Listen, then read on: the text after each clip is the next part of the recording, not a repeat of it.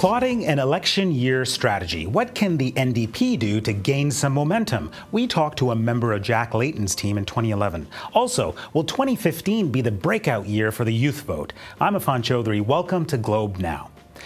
The NDP federal caucus is gathering in Edmonton. What are they thinking about? Well, make no mistake, it's the 2015 federal election. The NDP may be the official opposition, but polls show that it is trailing in third place. Brad Levine was there for the last federal election when the orange wave swept through Canada in 2011. He was campaign director under the NDP's Jack Layton. He now works at a big PR firm in government relations. Brad joins us now from Ottawa. Hi, Brad. Great to be with you. Hello. What is the single most important thing the NDP can do to position itself for the 2015 election? The most important thing is to begin the process of establishing that ballot question, that knowing what it is you want Canadians to be thinking about as they formulate the opinions. And there's lots to be done on this case. Tom Mulcair has, I think, not only great attributes in his leadership that can be compared to any other leader of the political party. And I think that one of the big things that he and his team need to do over the coming months is to tell that story, is to set the stage for the ballot question for the 2015 campaign.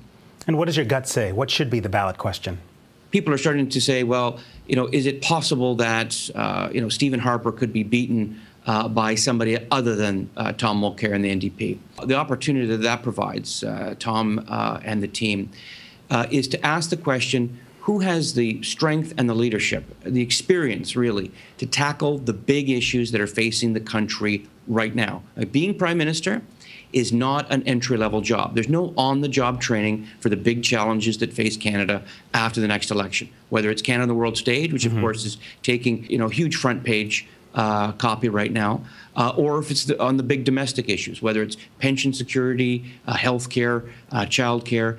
This is not a job where you want somebody to kind of feel their way through and eventually get it over time. You mentioned, the entry-level job and how the Prime Minister's job is not for someone coming in at the entry level. I mean, that's a reference there to Justin Trudeau. And I'm wondering, how would you advise Thomas Mulcair to deal with the Justin Trudeau effect? You take a look at Tom and his story, right? Tom is one of 10 kids. He had to fight and work hard for everything that he's gotten. He's got a great Canadian story. Mr. Trudeau doesn't. Mr. Trudeau is a trust fund kid who really hasn't accomplished anything in his life of note, whereas Mr. Mulcair has been cabinet minister in the government of Quebec, the second largest provincial government in Canada. He's overseen tremendous files, whether economic or environmental. That experience needs to be put front and center because nobody could say that Justin Trudeau has that very same experience. And if Mr. Mulcair can make the case that the next election is about who's got the strength and experience to defeat Stephen Harper and to tackle the issues facing Canada, he will put himself, in my opinion, in good stead. Brad, Quebec was a big part of the NDP's success last time. I mean, to what extent can that be repeated? One of Tom's offerings in 2015 is going to be, let's finish that job. Let's not turn all that good work and go back to the old ways. There was a reason why we chose change in 2011. Now is the time in this election to finish the job. Sure. I mean, I get that's the message, that Thomas Mulcair is going to be sending to Quebec. But internally, the party must be preparing for losses. And I wonder, where is it going to be looking for gains across Canada? Where those seats are, not only holding Quebec and being steady in making sure we hold on to everything that we gained in 2011, but also other places. Two in particular, Ontario is going to be very important, and also a handful of new seats, 6 in BC, 6 in Alberta. Those western provinces are going to play a big role. There was a connection that many Canadians had with Jack Layton on the campaign trail, and he had time to build that. And I'm wondering, how realistic is it to expect Thomas Mulcair to do the same, having been leader for just a few years? Mr. Mulcair has actually been a member of Parliament longer than Mr. Trudeau has. But it's building on what Jack built. Obviously, Mr. Mulcair has the mantle to do that. He has the ownership over that. So getting out across the country has been doing very helpful. The more people that see Mr. Mulcair, the more that they like him. I think he needs to keep telling that story of where he comes from, what motivates him why he wants to be Prime Minister, and the kind of candidate that he's inviting Canadians to join with him to build in the next campaign, I think will be a wonderful foundation block building on what Jack and the caucus have done to this point. Well, we want to hear from you. What do you think Thomas Mulcair needs to do in order to position the NDP for a strong showing in the next election? Tweet us at Globe Now. So, staying with the next federal election, let's talk about the youth vote. In the last election, it was less than 40% in the 18 to 24-year-old age group. That is the lowest of any voting group. Well, this time around, there's a lot of enthusiasm around Liberal leader Justin Trudeau and this idea that he'll energize younger voters. So, will 2015 be the big year for the youth vote? We spoke to someone who's been thinking about younger voters a lot.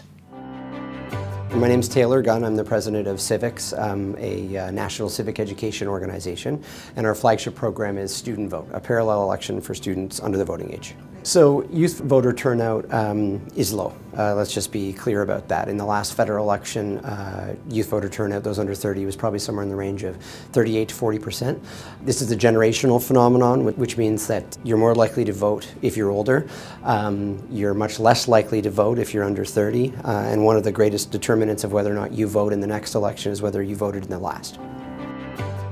Mark who you want to vote for with an X, and come back here so Sydney can check if there's a signature, and you put it on the box.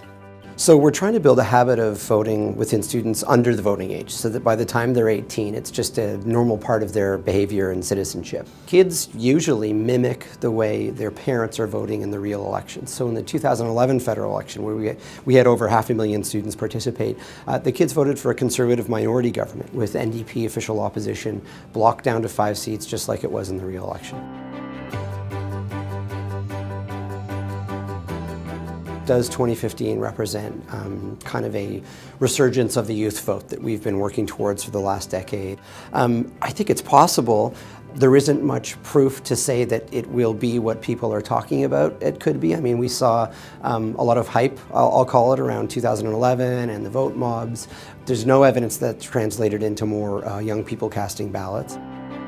Whether or not Trudeau will pull out the youth vote, I think it will remain questionable until the day after Election Day. I think what's most important for us is that anyone who's going out based on the allure of a candidate has more than that in their pocket when they're going to the poll station. They should know who they're voting on, know why they're voting, for what, and ideally meet their local candidates and pay attention to the prime ministerial candidates as well.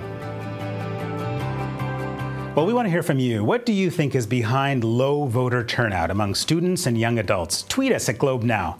I'm Afan Chaudhry. Thanks for watching.